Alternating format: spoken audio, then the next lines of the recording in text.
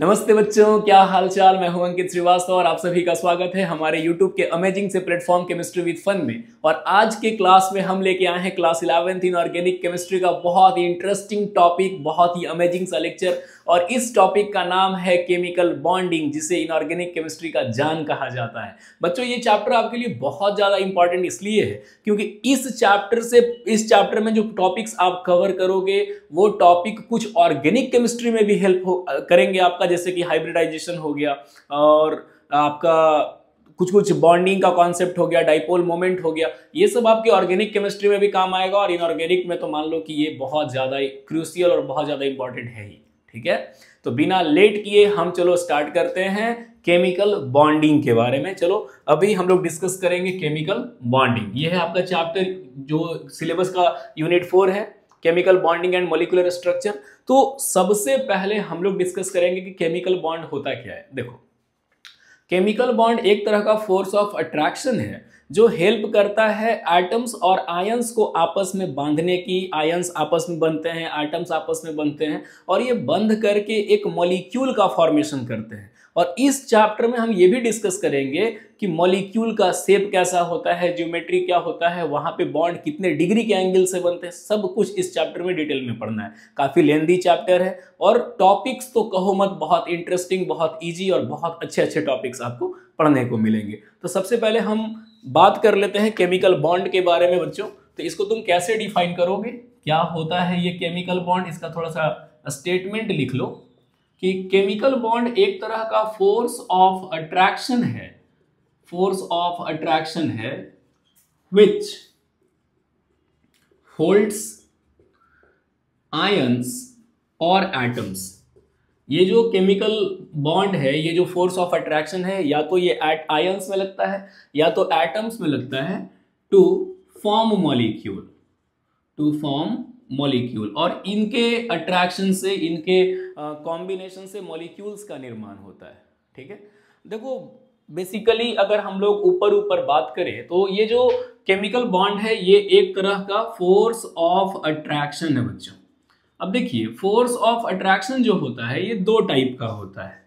एक आपका होता है strong force, strong force of attraction, और दूसरे को हम वीक फोर्स भी कह सकते हैं, या फिर इसको फोर्स के जगह पे आप इंटरैक्शन भी कह सकते हो। बहुत ज्यादा स्ट्रॉन्ग तो नहीं है कि हम इसको फोर्स का नाम दे दें, लेकिन हाँ, इंटरैक्शन कहा जा सकता है। ठीक है, अब ये जो स्ट्रॉन्ग फोर्स है ना बच्चों, ये जो स्ट्रॉन्ग फोर्स है, इसी स्ट्रॉन्ग फोर्स को हम केमिकल बॉन्ड का नाम देते हैं। इसी स्ट्रॉन्ग फोर्स को हम क्या नाम देते हैं? Chemical bond. और ये केमिकल बॉन्ड जो है वो या तो एटम के बीच में बनता है या तो आयन के बीच में बनता है। तो इस चैप्टर में जो केमिकल बॉन्ड हम लोग डिस्कस करेंगे उसमें आपका हो जाएगा आयनिक बॉन्ड, फिर हो जाएगा आपका कोवैलेंट बॉन्ड। इसी कोवैलेंट बॉन्ड का एक और टाइप आप पढ़िएगा जिसको कहा जाता है कोऑर्डिनेट बॉन्ड, और एक और टाइप हम आपको पढ़ाएंगे जो कि है मेटेलिक बॉन्ड। तो ये 4 टाइप के केमिकल बॉन्ड आपको पढ़ना है जिसको स्ट्रॉन्ग फोर्स ऑफ अट्रैक्शन माना जाता है। और इनको स्ट्रॉन्ग फोर्स इसलिए कहा गया है बच्चों क्योंकि इनकी जो बॉन्ड एनर्जी होती है, इनकी जो बॉन्ड एनर्जी होती है ये ग्रेटर देन 200 किलोजूल पर मोल होती है।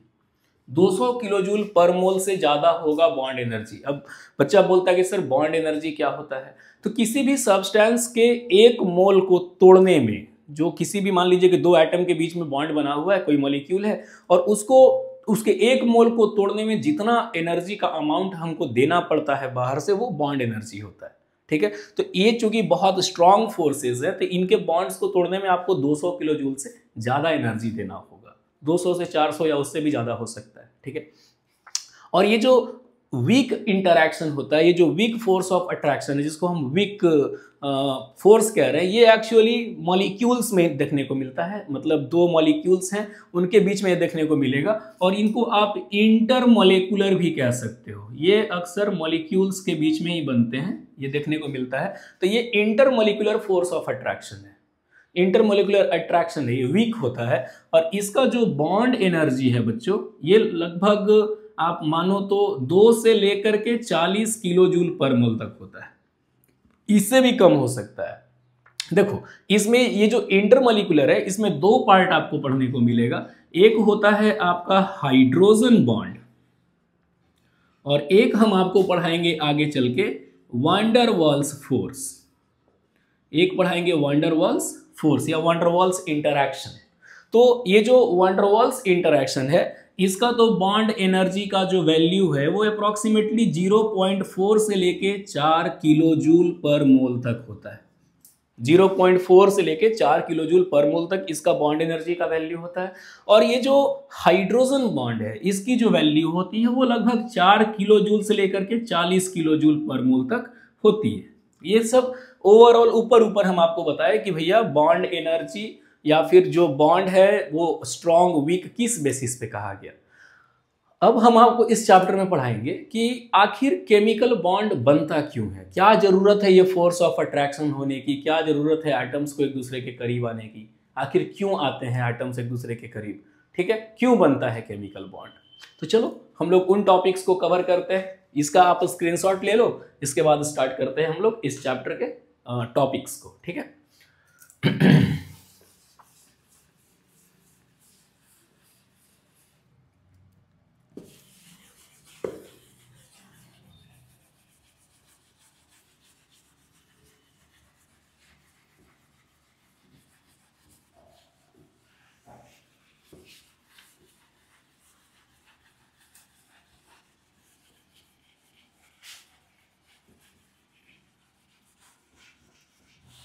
देखिए बच्चों, ये बोर्ड साफ तो हुआ ही नहीं।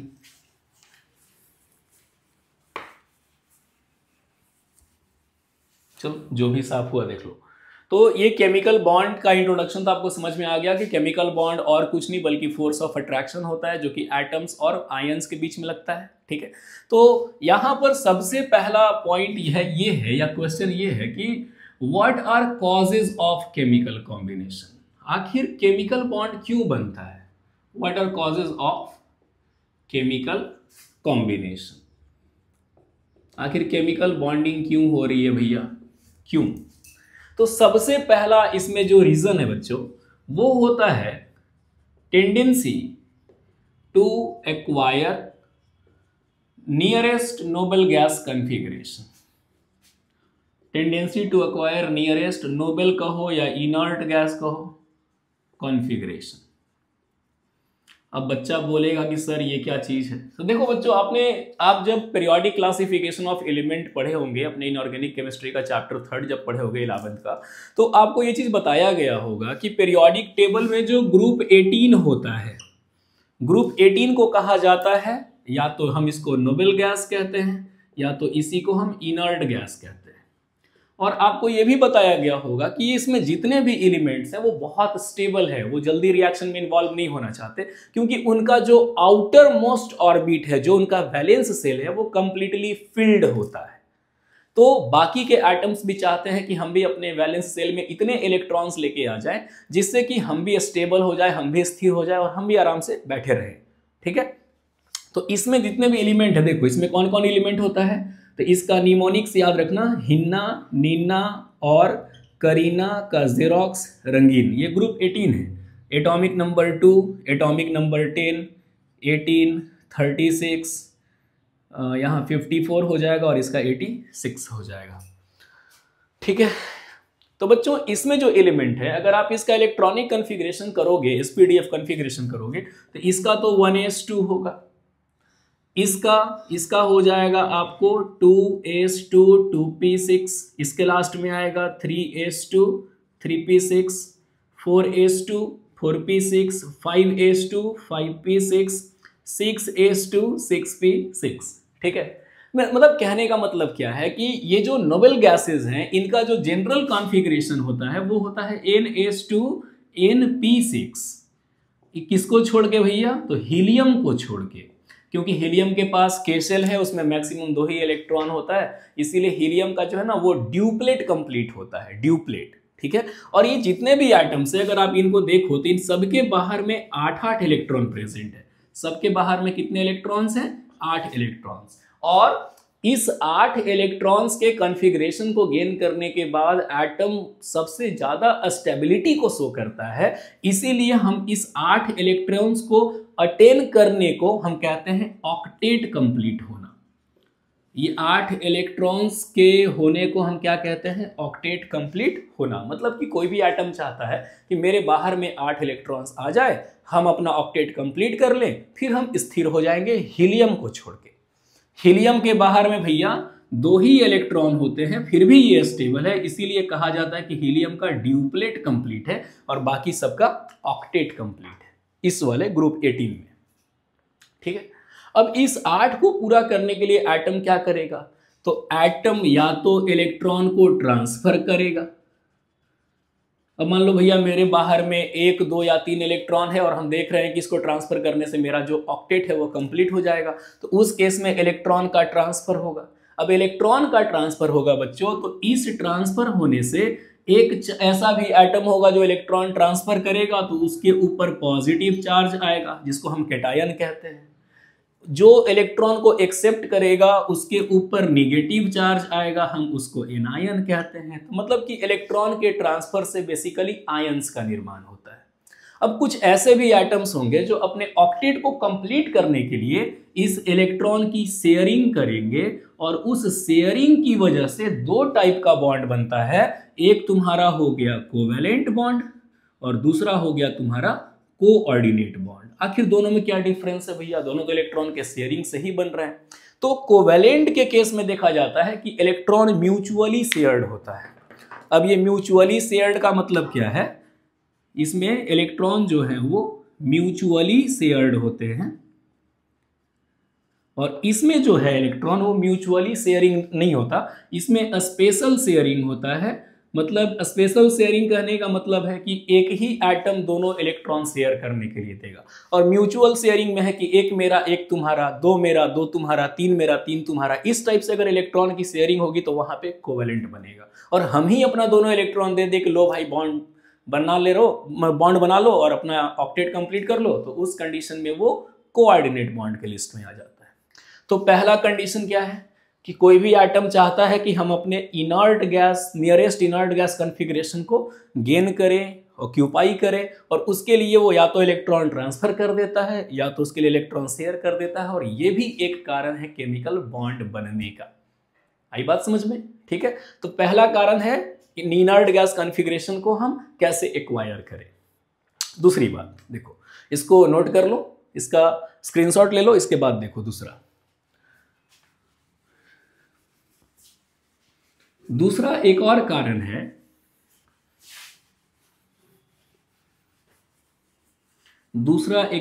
है, tendency to acquire minimum energy. दूसरा एक और कारण क्या है? Tendency to acquire a state of minimum energy. इसका मतलब क्या होता है?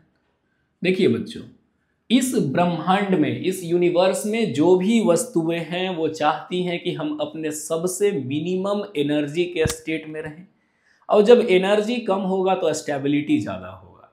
ठीक है, तो यहाँ पर देखने को ऐसा मिलता है कि भैया एटम्स भी चाहते हैं कि हम अपने मिनिमम एनर्जी स्टेट में रहें, मिनिमम एनर्जी स्टेट में रहें, या फिर तुम ये भी कह सकते हो कि एटम्स चाहते हैं कि हम अपने मैक्सिमम स्टेबिलिटी के स्टेट में रहें। और उस कंडीशन में एटम्स एक दूसरे के करीब आते हैं। जब एटम एक दूसरे के करीब आते हैं तो एनर्जी रिलीज होती है, और एक समय तक एनर्जी रिलीज होते होते एटम जब बहुत करीब आ जाते हैं तो वहाँ एक बॉन्ड बन जाता है, एक फोर्स ऑफ अट्रैक्शन वहाँ पे लग जाता है, वो होल्ड हो जाते हैं और इससे मॉलिक्यूल का निर्माण होता है। थोड़ा ग्राफिकली इस चीज को समझने की कोशिश करो। देखो, इस वाई एक्सिस पर हम पोटेंशियल एनर्जी ले लेते हैं, ठीक है, और यहाँ इस एक्स एक्सिस पर हम इंटर न्यूक्लियर डिस्टेंस ले रहे हैं। यहाँ इंटर न्यूक्लियर डिस्टेंस लिया गया है, मतलब कि एटम्स के बीच का डिस्टेंस लिया गया है, और यहाँ पर हम ना डिस्टेंस ऑफ सेपरेशन ले रहे हैं। ये डिस्टेंस ऑफ सेपरेशन है। अब देखिए भैया, जब एटम्स एक दूसरे से काफी दूर दूर थे तो उनकी एनर्जी इस जगह पे थी, यहाँ थी, मतलब इतना एनर्जी है यहाँ से ऐसे। और जैसे ही एटम्स थोड़े करीब आए तो इनका एनर्जी जो है वो घटना स्टार्ट हो गया, और एक पॉइंट पे आके एनर्जी सबसे कम हो जाएगा, सबसे कम हो जाएगा। तो यहाँ से ऐसे इस ग्राफ को ऐसे बना दो, फिर एनर्जी अचानक से बढ़ना स्टार्ट हो जाता है। तो ये ग्राफ क्या बताता है कि जैसे जैसे एटम्स एक दूसरे को अप्रोच कर रहे हैं, नज़दीक आ रहे हैं, तो उनकी एनर्जी घट रही है। लेकिन ऐसा नहीं है कि एकदम मर्ज हो जा रहे हैं। जब ये दोनों इतने दूर दूर थे तो एनर्जी हाई थी, थोड़े करीब आए एनर्जी घटा, और करीब आए और घटा, और करीब आए तो फिर अचानक एनर्जी बढ़ना स्टार्ट हो गया। मतलब कि एक फिक्स डिस्टेंस तक ही एनर्जी घट रहा था, और जिस डिस्टेंस पर एनर्जी घटता है बच्चों, जिस पॉइंट पर एनर्जी सबसे कम होती है, उसी पॉइंट पे केमिकल बॉन्ड बनता है। और यहाँ जो इनके न्यूक्लियस के बीच का जो डिस्टेंस होता है, this internuclear distance is known as chemical bond, chemical bond length. ये जो आपका यहाँ से लेके यहाँ तक का वैल्यू है, ये इंटरन्यूक्लियर डिस्टेंस है, तो ये जो डेटा होगा यही आपका केमिकल बॉन्ड लेंथ देगा। और ये जो एनर्जी है, ये जो एनर्जी में चेंज देखने को मिल रहा है, इस एनर्जी को हम कहते हैं बॉन्ड एनर्जी। तो एक ये भी कारण है कि एटम एक दूसरे को अप्रोच कर रहे हैं तो उनकी एनर्जी घट रही है, उनकी एनर्जी घट रही है तो उनकी स्टेबिलिटी बढ़ रही है। तो अपने मिनिमम एनर्जी स्टेट को एक्वायर करने के लिए केमिकल बॉन्ड बन जाता है। और तीसरा एक और चीज जो मैटर करता है बच्चों, वो है कि number of attractive forces, number of attractive forces must be equal to number of repulsive forces.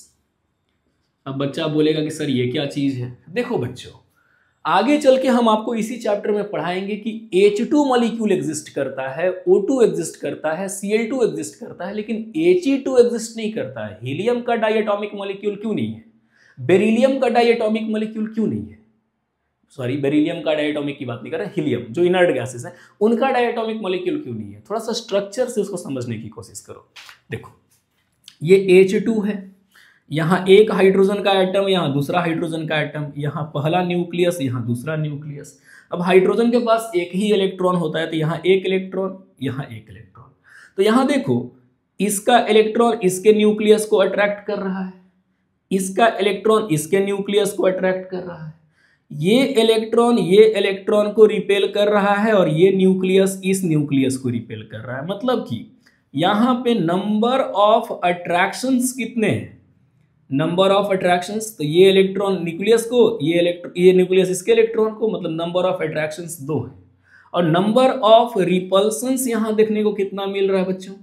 तो नंबर ऑफ रिपल्सन्स देखो, इसका इलेक्ट्रॉन इसके इलेक्ट्रॉन को रिपेल कर रहा है, इसका न्यूक्लियस इसके न्यूक्लियस को कर रहा है, ये दोनों इक्वल है।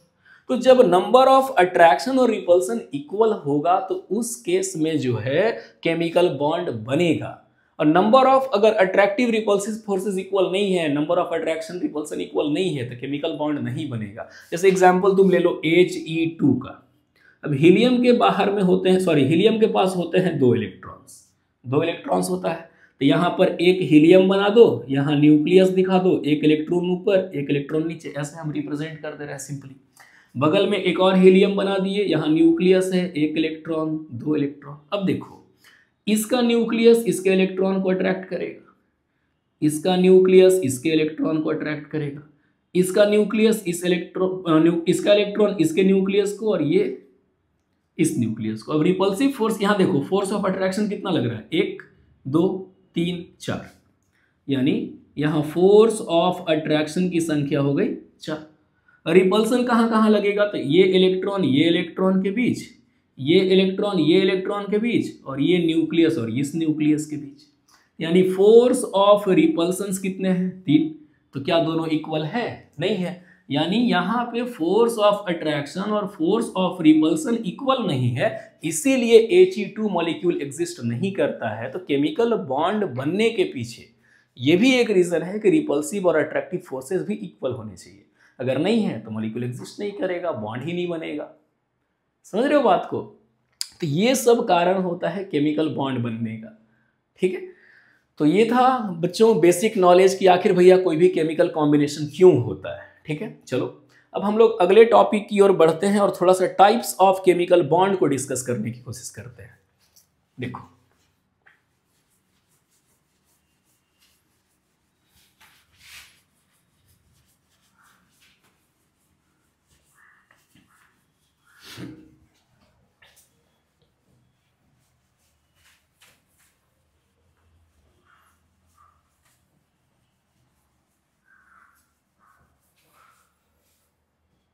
ठीक है, तो हम लोगों को कॉज ऑफ केमिकल कॉम्बिनेशन देख लिए। अच्छा, एक चीज़ और ध्यान दो, अभी ही हम सोच रहे हैं कि तुमको बता दें, एक और चीज़ ध्यान दो बच्चों। अभी हमने क्या बोला कि जो इनर्ट गैस होते हैं, इनके बाहर का कॉन्फ़िगरेशन NH2NP6 होता है। ठीक है, यानी बाहर में अगर 8 इलेक्ट्रॉन प्रेजेंट है तो वो सबसे ज़्यादा स्टेबल कॉन्फ़िगरेशन को रिप्रेजेंट कर रहा है, मोस्ट स्टेबल कॉन्फ़िगरेशन को वो रिप्रेजेंट कर रहा है। और सारे एटम चाहते हैं कि मेरे बाहर में 8 इलेक्ट्रॉन हो। तो याद रखिएगा कि ये जो प्रिंसिपल है, principle of attaining maximum 8 electrons, maximum 8 electrons in valence cell of atom is called octet rule। ये जो 8 इलेक्ट्रॉन रखने की जो टेंडेंसी होती है अपने सबसे बाहर के ऑर्बिट में, इसी चीज को हम ऑक्टेट रूल कहते हैं। ठीक है, लेकिन क्या ये ऑक्टेट रूल सारे एटम्स पे अप्लाई होता है? क्या ये ऑक्टेट रूल सारे मॉलिक्यूल्स इसको अप्लाई करते हैं अपने ऊपर? तो इसका जवाब जानने के लिए थोड़ा आपको पेशेंस रखना होगा। इसके पहले आप थोड़ा सा लेविस डॉट स्ट्रक्चर के बारे में पढ़ लो, लेविस डॉट सिंबल के बारे में पढ़ लो, और उसके बाद फिर हम आपको बताएंगे मॉलिक्यूल्स के स्ट्रक्चर बना करके कि कहाँ पे ऑक्टेट रूल फुलफिल होता है, कहाँ नहीं होता है, इसके एक्सेप्शंस क्या क्या है। मतलब कि 8 इलेक्ट्रॉन रखने का जो प्रिंसिपल है वो ऑक्टेट रूल है। ठीक है, तो जरूरी नहीं कि सारे लोग ऑक्टेट को फॉलो ही करें, हर रूल का कुछ ना कुछ एक्सेप्शन होता है। ठीक है, तो देखो इसमें अब अगला जो टॉपिक हम तुमको बताने जा रहे हैं वो है लेविस डॉट स्ट्रक्चर या लेविस डॉट सिंबल। अब लेविस डॉट सिंबल क्या है? देखिए, जब आप क्लास 10th में होंगे तो उस समय कार्बन का अगर इलेक्ट्रॉनिक कॉन्फ़िगरेशन आप पढ़े होंगे तो आपको 2,4 पढ़ाया गया होगा, अभी भी वही होता है। लेकिन अब जो इलेक्ट्रॉन रिप्रेजेंटेशन 11th क्लास में है वो 10th के जैसा नहीं है। जैसे 10th में मान लो कि अगर इसका हमको इलेक्ट्रॉन रिप्रेजेंटेशन करना है तो हम क्या करते हैं, न्यूक्लियस के फर्स्ट ऑर्बिट में 2 इलेक्ट्रॉन्स हैं तो यहाँ 2 लड्डू बनाओ, उसके बाहर में 4 इलेक्ट्रॉन्स है तो यहाँ पर 4 लड्डू बनाओ। मतलब कि इस टाइप से जितने इलेक्ट्रॉन्स प्रेजेंट हैं उतने हम उतने लड्डू बना के या उतने डॉट बना के उसको रिप्रेजेंट करते थे। लेकिन जीएन लेविस ने कहा, एक वैज्ञानिक थे जिनका नाम था जीएन लेविस, इन्होंने कहा कि भैया किसी भी केमिकल बॉन्ड में एटम का वैलेंस इलेक्ट्रॉन पार्टिसिपेट करता है, अंदर के तो इलेक्ट्रॉन पार्टिसिपेट करते नहीं है। तो फिर हम ये अंदर के इलेक्ट्रॉन को क्यों रिप्रेजेंट करें? क्यों? तो जब एटम के वैलेंस इलेक्ट्रॉन को हम रिप्रेजेंट करेंगे, उनको किसी सिंबल से दिखाएंगे, तो उसी सिंबल को कहा जाता है लेविस डॉट सिंबल। मतलब कि अंदर के इलेक्ट्रॉन से हमको मतलब नहीं है, जो इलेक्ट्रॉन पार्टिसिपेट करेगा सिर्फ उसको रिप्रेजेंट करेंगे। ठीक है, तो इस केस में उन्होंने बोला कि भैया जो वैलेंस इलेक्ट्रॉन्स होते हैं इनको रिप्रेजेंट किया जाता है, valence electrons are represented by either dots, ऐसे डॉट से या फिर क्रॉस, ऐसे कटकुट से अराउंड द एटम। जिस एटम का वैलेंस इलेक्ट्रॉन हम लिख रहे हैं उसके चारों तरफ या तो डॉट से हम रिप्रेजेंट करें या तो क्रॉस से रिप्रेजेंट करें, और इस रिप्रेजेंटेशन को ही लेविस डॉट स्ट्रक्चर कहा गया, लेविस डॉट सिंबल कहा गया। जैसे मान लो तुम्हारे पास हाइड्रोजन है, एटॉमिक नंबर 1 है तो इलेक्ट्रॉनिक कॉन्फ़िगरेशन 1s1, इसके पास सिर्फ एक इलेक्ट्रॉन है तो हाइड्रोजन का लेविस डॉट स्ट्रक्चर या तो ऐसे लिख दो या तो इसके ऊपर एक क्रॉस बना दो, यही लेविस डॉट सिंबल हो गया। अगर हीलियम है तो एटॉमिक नंबर 2 1s2, तो हीलियम के बाहर में 2 इलेक्ट्रॉन हैं तो या तो ऐसे डॉट से दिखा दो या तो ऐसे क्रॉस से दिखा दो। ठीक है, मान लो कार्बन है बच्चों तो एटॉमिक नंबर 6 है, 2,4 लिखो या 1s2 2s2 2p2 लिखो, जैसे लिखना है। तो बाहर में 4 इलेक्ट्रॉन है तो कार्बन पर 1 2 3 4 ऐसे हम दिखा देंगे, या क्रॉस से भी दिखा सकते हैं। ऑक्सीजन है, एटॉमिक नंबर 8 है, तो इस केस में ये हो जाएगा 2,6, 2,6 है तो इसके बाहर में 6 इलेक्ट्रॉन है तो ऑक्सीजन का हो जाएगा 1 2 3 4 5 6, या आप क्रॉस से भी दिखा सकते हो। अगर क्लोरीन है, एटॉमिक नंबर 17 तो 2 8 7, बाहर में 7 इलेक्ट्रॉन है तो क्लोरीन के लिए 2 2 4 2 6 और एक 7 इलेक्ट्रॉन, ऐसे हम दिखाते हैं। ठीक है, अब ये इलेक्ट्रॉन जो है, मान लो कि अब कोई एटम किसी दूसरे को इलेक्ट्रॉन ट्रांसफर कर रहा है, आयनिक बॉन्ड बना रहा है, तो उसका रिप्रेजेंटेशन कैसे होगा? चलो कुछ कुछ एग्जांपल से हम लोग देखते हैं। इसको थोड़ा सा स्क्रीनशॉट ले लो इसका। ठीक है, देखो अब भैया ऑक्टेट तो कंप्लीट करना है ना, ऑक्टेट रूल फॉलो करना है, तो ऑक्टेट तो कंप्लीट करना होगा। तो ऑक्टेट कंप्लीट करने के लिए आपको इलेक्ट्रॉन तो शो करना होगा ना कि कौन कहाँ जा रहा है, कैसे कैसे शेयर हो रहा है। तो आइए उसके बारे में पढ़ते हैं। मान लीजिए आपके पास सोडियम क्लोराइड है, सबसे कॉमन एग्जाम्पल जो हम लोग यूज करते हैं अपने डेली लाइफ में, ये नमक जिसको तुम खाते हो सब्जी वब्जी में डाल के। तो NaCl में दो एलिमेंट हैं, सोडियम और क्लोरीन। इसका एटॉमिक नंबर 11, इसका 17, इसका कॉन्फ़िगरेशन 281, इसका कॉन्फ़िगरेशन 287, ऐसा कुछ है। तो सोडियम के बाहर में एक इलेक्ट्रॉन है, तो हम सोडियम को एक डॉट से दिखा दिए। क्लोरीन के बाहर में 7 इलेक्ट्रॉन है, तो क्लोरीन पर 1 2 3 4 5 6 और एक 7 क्रॉस से दिखा दिए। अब देखो इसका कॉन्फ़िगरेशन है 281 और इसका कॉन्फ़िगरेशन है 287। अब दोनों को अपना ऑक्टेट कंप्लीट करना है, तो ये सोडियम इसको अपना इलेक्ट्रॉन ट्रांसफर कर देगा, और ट्रांसफर करने के बाद ये बना लेगा Na के ऊपर में प्लस। ये क्या बना लिया? Na के ऊपर में प्लस, क्योंकि इलेक्ट्रॉन देने से कैटायन बनता है, पॉजिटिव चार्ज आता है। और इस क्लोरीन के ऊपर क्या होगा? इस क्लोरीन पर 1 2 3 4 5 6 तो था ही, 7 था ही, यहाँ एक डॉट आ गया और इस पे आ गया माइनस।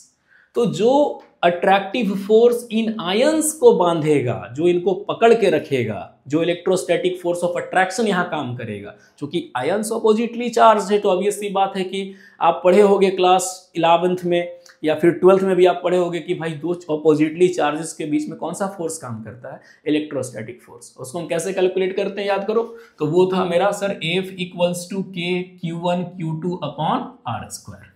अब ये फिजिक्स है तो फिजिक्स हम यहाँ डील नहीं करेंगे, हम तुमको बस बता रहे हैं कि यहाँ एक force of attraction in ions को बांधेगा। अब देखो Na+ बन गया, तो Na+ का कॉन्फ़िगरेशन क्या हो गया? 2,8। Cl- का क्या हो गया? 288। तो आयंस के इलेक्ट्रॉन्स के ट्रांसफर होने से या आयंस के बनने से इनका कॉन्फ़िगरेशन जो है वो स्टेबल हो गया, बाहर में 8 इलेक्ट्रॉन आ गए, मतलब इनका ऑक्टेट कंप्लीट हो गया। आई बात समझ में? उसी प्रकार से और भी एग्जांपल देख लो। मान लो तुम्हारे पास MgCl2 है, आपके पास मैग्नीशियम क्लोराइड है, एल्यूमिनियम क्लोराइड है, आप किसी भी मॉलिक्यूल का डॉट स्ट्रक्चर लिख सकते हो। ठीक है, चलो देखो, मान लो आपके पास MgCl2 है, तो मैग्नीशियम का एटॉमिक नंबर 12 होता है, तो क्या लिखोगे? 282। क्लोरीन का 17 होता है, तो 287, हम ऐसे लिखेंगे। अब ये बाहर में 2 इलेक्ट्रॉन है, तो मैग्नीशियम पर हम 2 इलेक्ट्रॉन ऐसे दिखा दिए, या चलो क्रॉस से ही दिखा दो, 2 क्रॉस से दिखा दिए। और क्लोरीन है, तो क्लोरीन के बाहर में 7 इलेक्ट्रॉन है, तो 2 2 4 2 6 और एक 7। एक और क्लोरीन है, 2 2 4 2 6 और एक 7। ये इसको इलेक्ट्रॉन ट्रांसफर किया, फिर इसको भी ट्रांसफर किया। अब इस ट्रांसफर से क्या होगा? मैग्नीशियम 2 2 इलेक्ट्रॉन्स दिया, तो मैग्नीशियम के ऊपर 2 पॉजिटिव, और 2 क्लोरीन है, तो 2 क्लोरीन के ऊपर आ जाएगा Cl पे 2 2 4 2 6 7 और एक क्रॉस, एक माइनस, बगल में एक और यहाँ लिख देना Cl 2 2 4 2 6 और एक यहाँ पे 7 और यहाँ भी माइनस, इस टाइप से। आई बात समझ में? तो ये है लेविस डॉट सिंबल। हम लोग किसी भी मॉलिक्यूल का लेविस डॉट सिंबल इसी प्रकार से हम लोग ड्रॉ करते हैं, इसी प्रकार से लिखते हैं। ठीक है, चलो कुछ कुछ कोवेलेंट मॉलिक्यूल का भी लेविस डॉट सिंबल देख लो। जैसे कार्बन के जितने भी कंपाउंड्स हैं, ऑलमोस्ट, हम सबकी बात नहीं कर रहे हैं, वो ऑलमोस्ट सारे के सारे जो हैं वो कोवेलेंट होते हैं। कोवेलेंट कंपाउंड, ऑर्गेनिक कंपाउंड, ये सब आप पढ़े हो क्लास 10th में। तो उनका भी एक दो स्ट्रक्चर देख लो। जैसे मान लो तुम्हारे पास मीथेन है, तो मीथेन का केमिकल फॉर्मूला CH4 होता है। तो यहाँ पे सेंट्रल एटम कार्बन है, तो एटॉमिक नंबर 6 2, 4। तो हम यहाँ पे कार्बन के ऊपर में 1 2 3 4 डॉट दिखा दिए।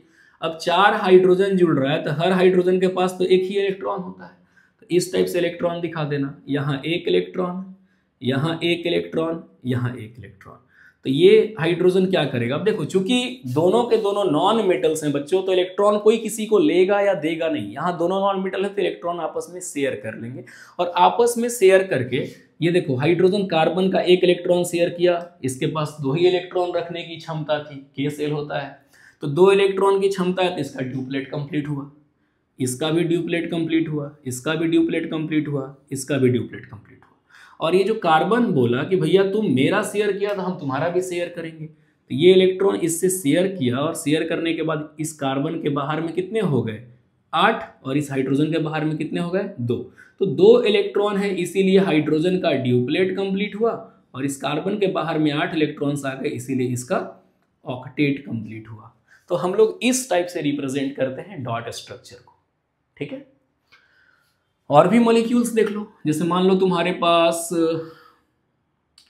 अमोनिया है NH3, अमोनिया का लेविस डॉट स्ट्रक्चर कैसे बनाएंगे, तो नाइट्रोजन है central atom, atomic number 7 2,5, nitrogen के बाहर में 5 इलेक्ट्रॉन 2 3 4 5, ठीक है। या फिर ऐसे दिखा दो, एक यहाँ बना दो ऐसे। अब 3 हाइड्रोजन आया, एक क्रॉस, दूसरा क्रॉस, तीसरा क्रॉस, ये 2 ये 2 ये 2, भाई हाइड्रोजन का ड्यूप्लेट कंप्लीट। नाइट्रोजन के पास 2 पहले से था, अब हो गए 4 6 और 2 8, देखो 2 4 6 8 कंप्लीट हो गया। इसका ऑक्टेट, इसका ड्यूप्लेट कंप्लीट हो गया। यही Lewis dot structure of ammonia. अच्छा मान लो तुम्हारे पास O2 है ऑक्सीजन, तो ऑक्सीजन का एटॉमिक नंबर 8 है तो 2,6, तो एक ऑक्सीजन पे 2 2 4 2 6, दूसरे पे 2 2 4 2 6, ये इसका 2 शेयर किया, ये इसका 2 शेयर किया और इस प्रकार से ऑक्सीजन ऑक्सीजन के बीच डबल बॉन्ड बन गया। मतलब जितना पेयर इलेक्ट्रॉन की शेयरिंग होगी, जितने पेयर प्रेजेंट होंगे, हर पेयर में 2 इलेक्ट्रॉन है तो एक बॉन्ड बनेगा, मतलब कि हर 2 इलेक्ट्रॉन का एक बॉन्ड बनता है। तो यहाँ पर ऑक्सीजन ऑक्सीजन के बीच में 2 पेयर शेयर हुआ तो डबल बॉन्ड आया। अब बाकी के जो इलेक्ट्रॉन्स हैं वो ऐसे लोन पेयर के रूप में प्रेजेंट रहेंगे। मान लो N2 है नाइट्रोजन, डाई नाइट्रोजन, तो नाइट्रोजन का एटॉमिक नंबर 7 तो 2,5, तो यहाँ नाइट्रोजन पे 2 3 4 5, यहाँ भी 2 3 4 5, तो ये इसका 3 शेयर किया, ये इसका 3 शेयर किया और इस प्रकार से नाइट्रोजन नाइट्रोजन के बीच में ट्रिपल बॉन्ड आया और यहाँ लोन पेयर रह गया। तो ये लेविस डॉट सिंबल है बच्चों, इसको आप फटाक से नोट कर लो 2 मिनट में, ठीक है। तो उम्मीद करते हैं कि आपको ये सारा कुछ समझ में आ रहा होगा, ठीक है। आइए हम भी आपके साथ कुछ चाय की चुस्की के साथ अपने टॉपिक को आगे क्लियर करते चलें आपको, ठीक है। तो अब देखो, अब ये जो लेविस डॉट सिंबल है या फिर ये जो हम लोग ऑक्टेट रूल को कंप्लीट कर रहे हैं हर जगह, क्या ये सारे मॉलिक्यूल्स में कंप्लीट होता है या फिर इसकी भी कुछ कमियां हैं? तो भैया ऑक्टेट रूल हर जगह कंप्लीट नहीं होता, कुछ कुछ इसकी भी कमियां हैं। चलो आओ अब थोड़ा सा हम लोग देख लेते हैं कंडीशंस जहां ऑक्टेट रूल ओबे नहीं होता है, कब ऑक्टेट रूल फॉलो होगा कब नहीं होगा, कौन कौन से मॉलिक्यूल्स हैं जिसमें ये फॉलो नहीं होता। हम बस वही टॉपिक आपको डिस्कस करेंगे और उसके बाद फिर आज का जो क्लास है वो कंप्लीट हो जाएगा। अब अगले क्लास में फिर हम लोग मिलेंगे नए टॉपिक्स के साथ।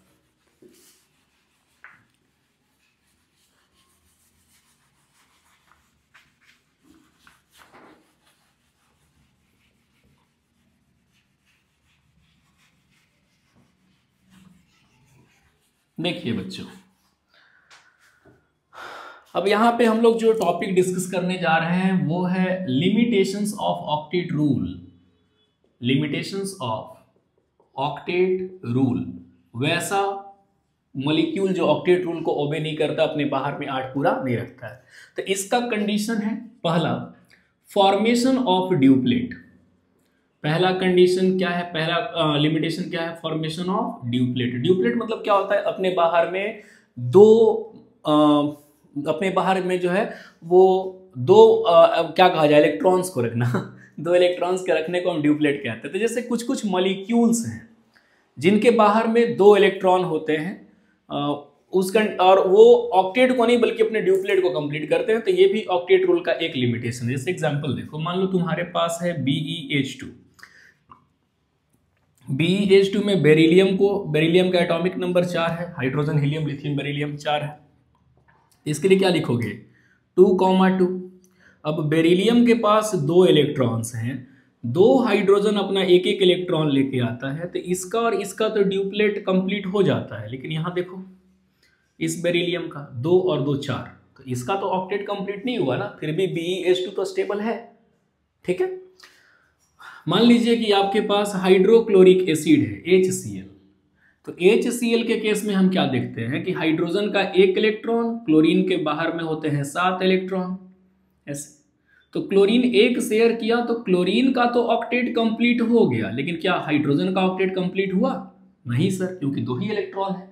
तो इस कंडीशन में इसका क्या कंप्लीट हुआ? इसका कंप्लीट हुआ ड्यूप्लेट। तो भैया ऑक्टेट रूल तो सारे एटम्स के लिए है ना, जितने भी एलिमेंट्स है सब पे लगना चाहिए। तो यहां पे ऑक्टेट रूल कंप्लीट नहीं हो रहा है, ठीक है। और भी कुछ कुछ मॉलिक्यूल्स हैं, जैसे मान लो तुम्हारे पास अगर BeCl2 है, बेरिलियम डाइक्लोराइड। तो बेरिलियम का देखो, बेरिलियम में 1 2 इलेक्ट्रॉन, यहाँ क्लोरीन पे 2 2 4 2 6 और 1 7, यहाँ क्लोरीन पे 2 2 4 2 6 और 1 7। इसका 8 पूरा, इसका भी 8 पूरा, लेकिन इस बेरिलियम का क्या? मैटर तो फंस गया।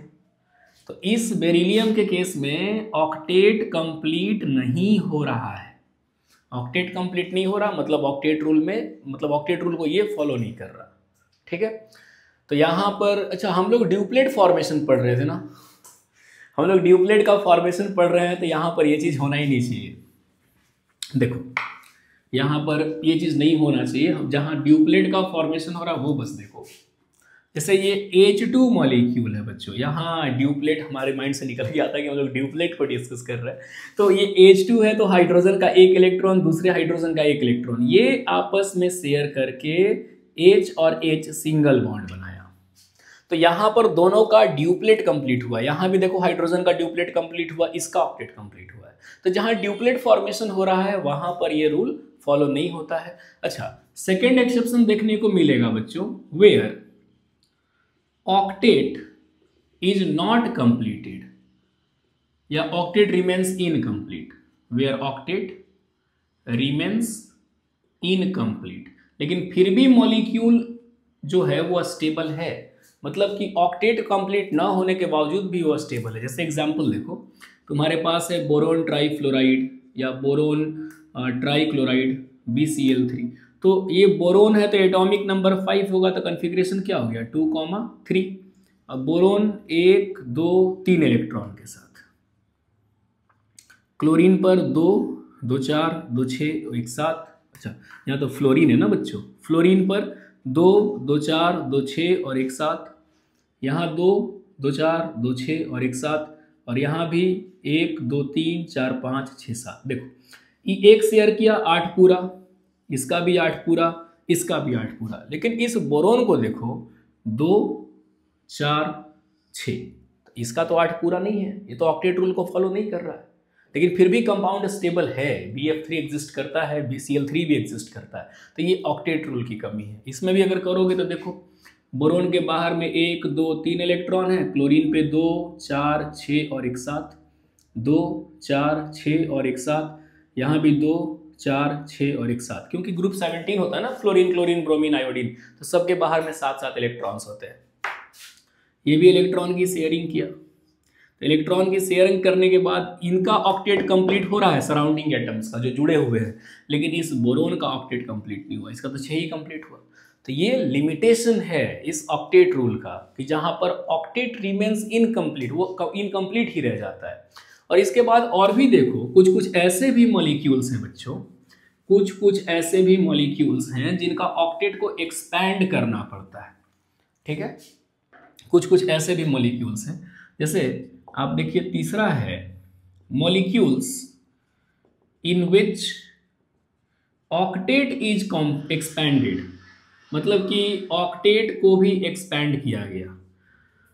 जैसे एग्जांपल देख लो, तुम्हारे पास है PCl5 फॉस्फोरस पेंटाक्लोराइड। अब फॉस्फोरस का एटॉमिक नंबर 15 है तो 285 यानी 5 इलेक्ट्रॉन है।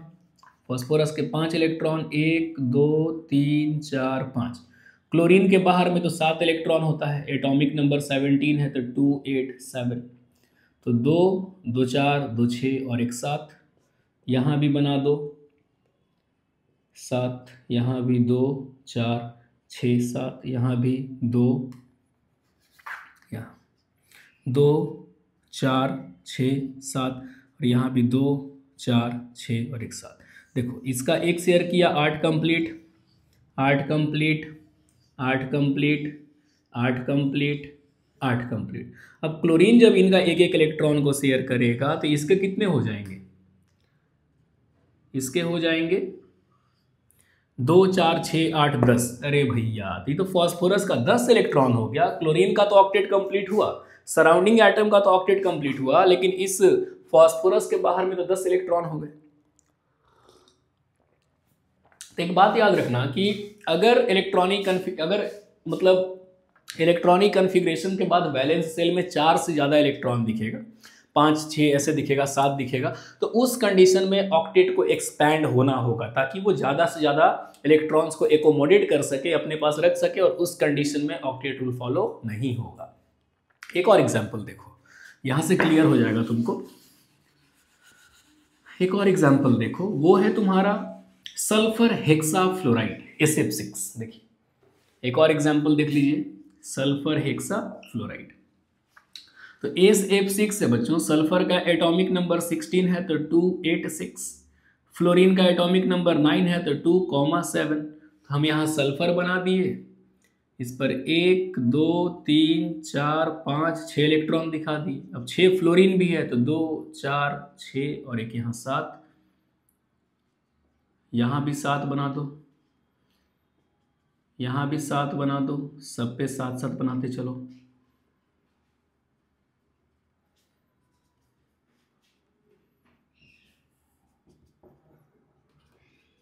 ठीक है, ये एक शेयर किया 8 कंप्लीट 8 कंप्लीट 8 कंप्लीट। इसको थोड़ा सा और इधर ड्रॉ कर लेते हैं। इसका भी 8 कंप्लीट, इसका भी 8 कंप्लीट और इसका भी 8 कंप्लीट। तो यहाँ पर सबका ऑक्टेट तो कंप्लीट हो गया, लेकिन अगर अब सल्फर शेयर करेगा तो 2 4 यहाँ पर इधर ड्रॉ कर लो, 5 6 इधर देखो, ये देखो, ये देखो, देखो 2 4 6 8 10 12।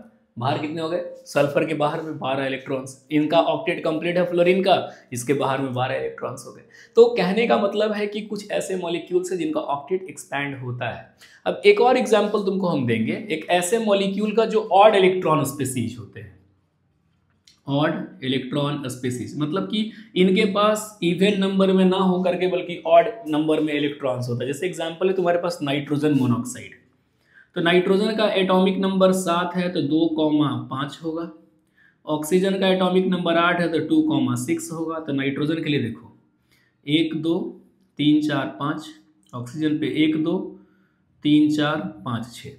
ठीक है, चलो यहाँ देखो 1 2 3 4 5। अब इसमें क्या हम देखने को मिल रहा है कि भैया अगर ऑक्सीजन इससे इलेक्ट्रॉन को शेयर कर रहा है, अगर ऑक्सीजन इससे इलेक्ट्रॉन को शेयर कर रहा है तो इसका तो 8 कंप्लीट हो गया, लेकिन इस नाइट्रोजन का क्या कंप्लीट हुआ?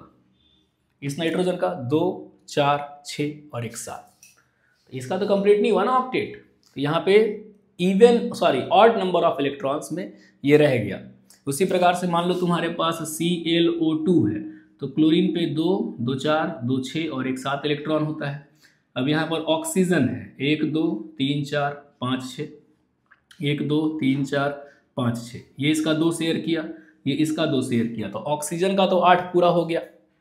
लेकिन क्लोरीन का देखो, क्लोरीन के कितने हो गए? 2 2 4 2 6 8 4 12 12 1 13 हो गया ना। तो यहाँ भी ऑड इलेक्ट्रॉन स्पीसीज।